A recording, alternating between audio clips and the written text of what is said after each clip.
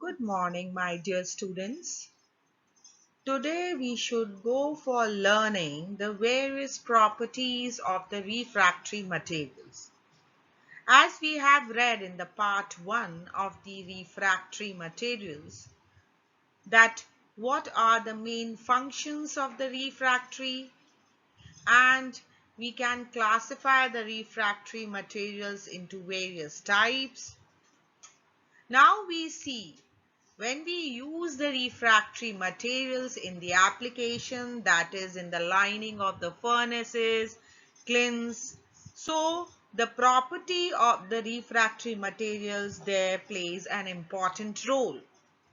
How to select a particular refractory material for that application we should learn today. So in this lecture, the following topics to be covered: the properties of the refractories, the one of the most important property, that is refractoriness, PCE test.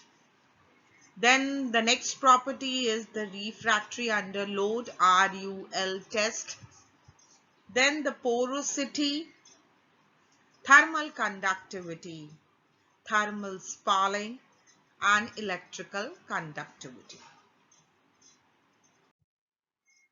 What is the learning outcome of this lecture? You will able to understand about all the properties of the refractory materials so that it is easy to select a refractory material according to the application required. So let's start the first property of the refractory material, that is refractoriness. It is defined as the property of the refractory material by virtue of which it can withstand under high temperature without the appreciable softening or deformation under working conditions. So the property of withstand under high temperature without undergoing softening or the deformation, that is the change in the dimension, size and the shape of the material under working condition, is called refractoriness, and it is easily measured by softening or fusion temperature of the material. Means refractoriness can be understood by measuring the softening temperature, or it can call the fusion temperature of the material. A refractory material should have the softening temperature higher than the operating furnace temperature. Where we are using the refractory material in the furnace, its softening temperature should be high to that temperature where we are using, that is the operating furnace temperature. Most of the commercial refractories soften gradually over a wide range of the temperature and do not exhibit any sharp melting point because they are composed of several minerals, both in the crystalline and amorphous in nature. So they are not having the sharp melting point when it softens, because they are composed of the several minerals and they can be crystalline and the amorphous in nature. The fusion temperature, which can be measured of the refractory, here it is shown for some of the refractory materials like silica. It is the acid refractory. Its softening temperature or the fusion temperature is 1710 degrees centigrade. We have a silica brick which is also having a 1700 degrees centigrade softening temperature. The fire clay brick, it is also the acidic refractory which is having the softening temperature 1600 to 1750 degrees centigrade. Alumina, it is having 2050 degrees centigrade. Magnesia, 2830 degrees centigrade. So by knowing this fusion temperature and softening temperature of the refractory material, we should select the condition or the temperature of the furnace we are using it. So on the basis of this temperature, we can select the refractory for your purpose. Silicon carbide is also having the fusion temperature 2700 degrees centigrade. So if our operating temperature is having go for 1500 to 1700 degrees centigrade, so we can select the higher softening temperature refractory material that is above 2000. Like we can select alumina, magnesia, and the kind of the material we are using there. That's also, we have seen that the three type of the refractories are there: acidic, basic, and neutral. So the type of the material, the temperature of the furnace, all the conditions to be checked out, and then we can select our refractory material which is suitable for the application. So the property refractoriness can be determined by a standard test called PCE test. So we see the test of the refractoriness property we have seen. So that's the standard test. PCE test is used to determine the refractoriness, or refractoriness is the ability to withstand under high temperature. So up to which temperature it can be used, it can be determined by the softening temperature. So that is determined by PCE test. What is PCE? P means pyrometric, C means cone, and E means equivalent, and test is there.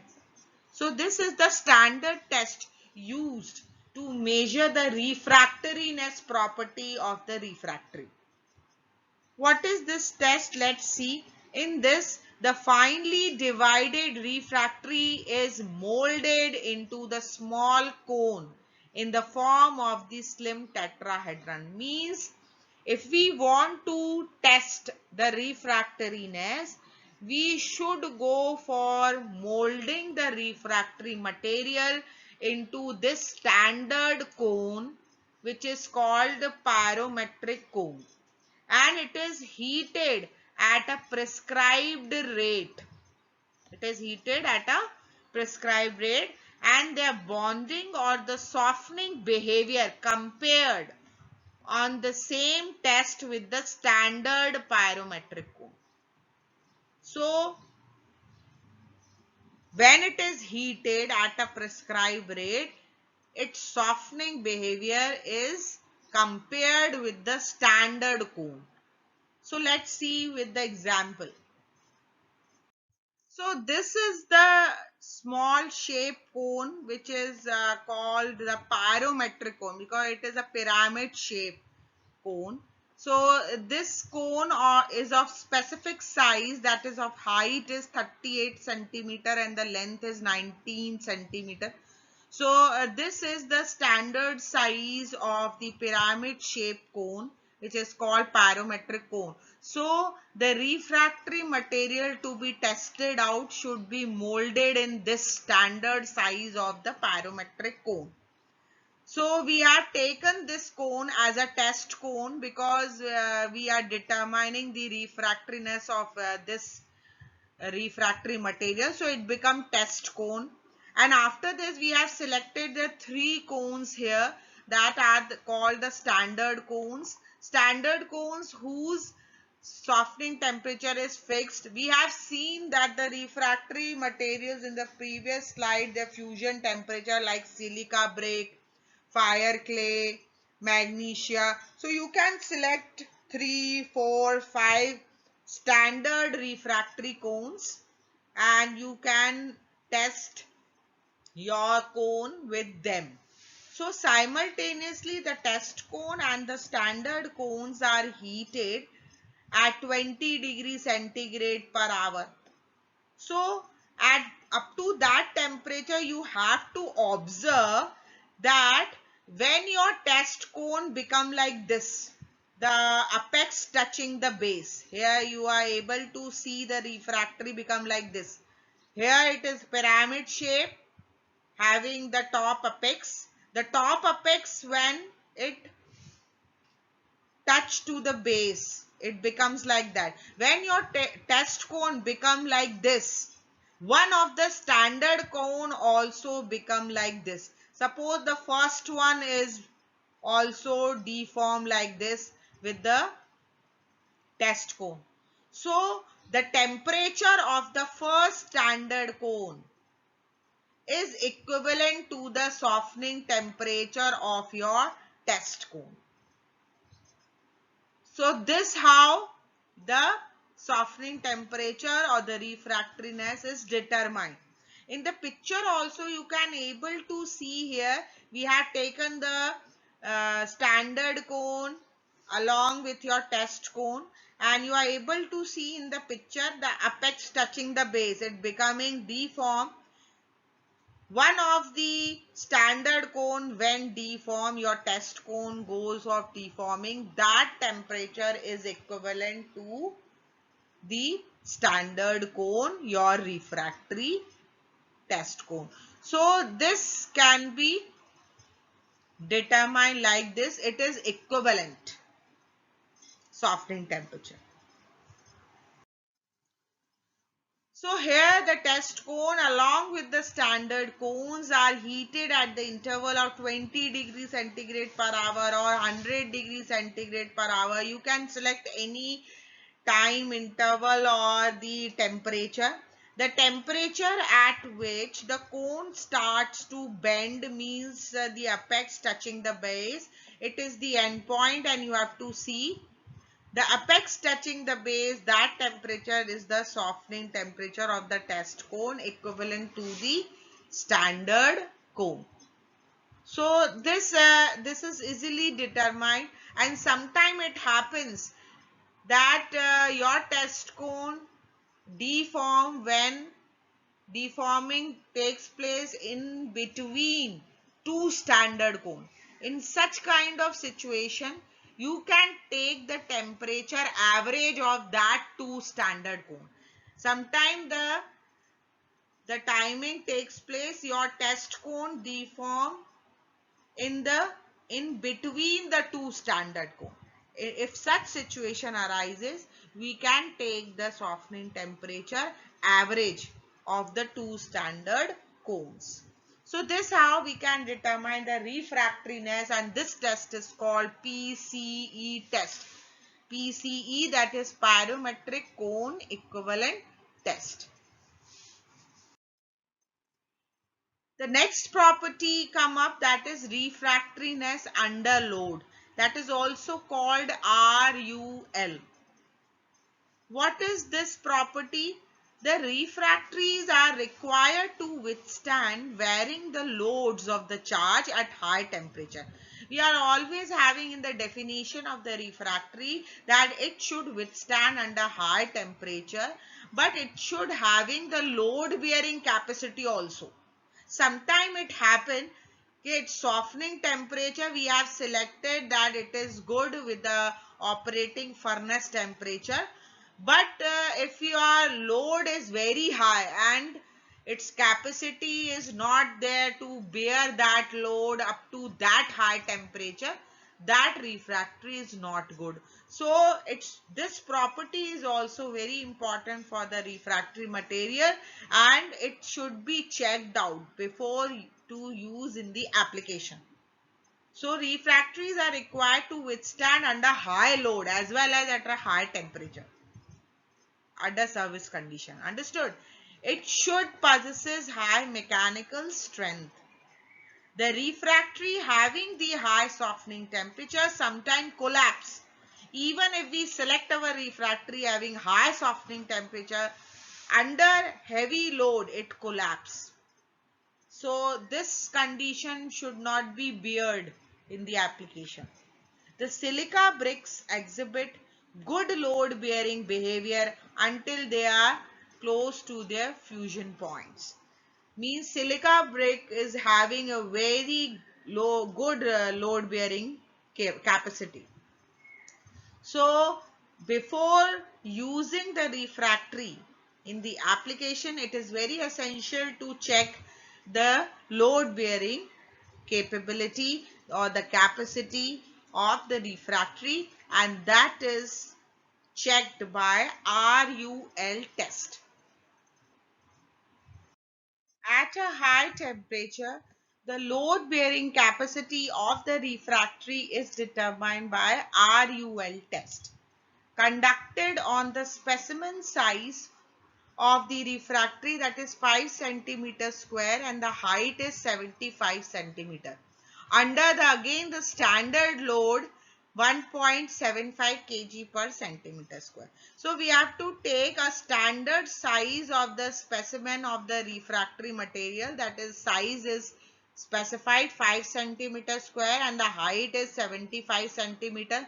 This kind of refractory material we have to take, and the load should be put on this specimen. The load is of standard, that is 1.75 kg per centimeter square. Putting the load to the specimen, and then it is required to heat in a furnace. Understood? By putting the load to this specimen, it is required to heat in a furnace at a rate of 10 degrees centigrade per minute. So we have to see the temperature at which 10% deformation in the size of the specimen. If 10% of the deformation goes on occurring, that temperature is recorded as a RUL value. Understood? The RUL value is that temperature at which 10% deformation in the specimen of refractory comes. So that is recorded as RUL value, and up to that value we can use the refractory material at up to high temperature as well as high load. So RUL is expressed in terms of the temperature at which the 10% deformation occur on the test specimen. So that is the RUL. The third property we go for understanding about the refractory, that is porosity. It is defined as the ratio of the pores of the volume of the refractory material to that the bulk volume. Here you are able to see the number of pores, number of spaces to the refractory material. So we can easily determine by the ratio how much the volume of the pores to that total volume, that determine the porosity, and it comes during the manufacturing of the refractory material. Understood? During the manufacturing of the refractory material, the porosity arises. The higher porosity causes the gases and molten fluxes goes on easily penetrating into it, and it can destroy the refractory material. If it is very highly porous, if you get the very space easily, the gases and the molten fluxes can easily goes on penetrating, and it can destroy the refractory material. So refractory with the low porosity is mostly preferred. A good refractory should be least porous, so that the penetration do not occur and the problem can be reduced, or refractory material cannot be destroyed. The next property come up, that is thermal conductivity. What is this? The property to allow the heat transfer is called the thermal conductivity. So refractory of the low thermal conductivity and the high thermal conductivity has its own use, because sometime in the furnace we do not want any heat to transfer or any heat to escape out, or in some of the furnaces we allow the we want the heat transfer or the heat transfer is allowed. So in such cases, both type of the refractory of the low thermal conductivity as well as the high thermal conductivity has its own use according to the application. Like in the manufacturing of coke, the high thermal conductivity refractory is used. And thermal conductivity property depend on the porosity of the refractory you have seen before. The highly porous refractory has the low thermal conductivity. And due to the absence and the presence of the air voids, because if we say highly porous means it easily trap the air. The pores easily trap the air, and air is the poor conductor of heat. So when it goes for highly porous means air voids increases, so the conductivity is lesser. So highly porous refractory has the low thermal conductivity. And the least porous refractory has the high thermal conductivity due to the absence of the air voids. The next property comes up, that is thermal spalling. It is also very important property. What is this? It is the breaking, fracturing, flaking, peeling or cracking of the refractory material. The failure of the refractory is called thermal spalling. How the failure come up? It comes up in the form of breaking, it comes up in the form of cracking, flaking, fracturing, any kind of word you can use. And you are able to see in the picture, this refractory material is cracked and have some pieces like, so cracks development, this breaks development. So it is called the refractory thermal spalling. It may occur due to the penetration of the molten slag in the pores of the refractory brick, which causes the difference in the coefficient of the expansion and the contraction on account of heating and cooling. So uneven expansion and contraction occur by when the penetration of the gases or the slags into the pores of the refractory material. So that kind of, on heating and cooling, it come up with the uneven expansion and contraction, and it causes the cracks on the refractory material. Hence a good refractory material possesses more resistant to the thermal spalling. Thermal spalling can be reduced by the following ways: by heating the refractory at high temperature during the manufacturing. If we do so we should reduce the porosity of the refractory by avoiding the sudden temperature change of the fluctuation. Sometimes the sudden change in the temperature also causes this thermal spalling, means breaking and cracking. So to avoid the sudden temperature change, we can minimize the thermal spalling. We can also minimize the thermal spalling by heating the refractory at high temperature during the manufacturing process, so that the porosity become less.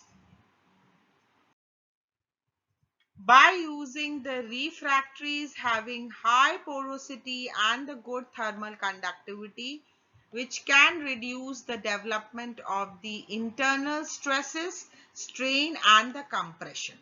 So by selecting the refractory of the good thermal conductivity, and always we know the good thermal conductivity come up with the high porosity. So with that, we can reduce the development of the internal stresses, strain and the compression, so that thermal spalling can be minimized. The next property of the refractory material is electrical conductivity. The refractories are the poor conductor of the electricity. Only the exception is graphite. Graphite is a neutral refractory. Okay. So rest of the refractory are the poor conductor of electricity. And the refractory used for lining of the electric furnaces, there it is the requirement to use the refractory having low electrical conductivity. So when we go for selecting this refractory for the electric furnace lining, so we can prefer, we should not use the graphite, we should use other refractory having low electrical conductivity. So we have covered all the properties of the refractories which is required for the application, the refractoriness, then refractory under load, that is RUL test, PCE test, then porosity, thermal sparling, thermal conductivity, electrical conductivity, which are very much helpful to select our refractory material for the application. Thank you and take care.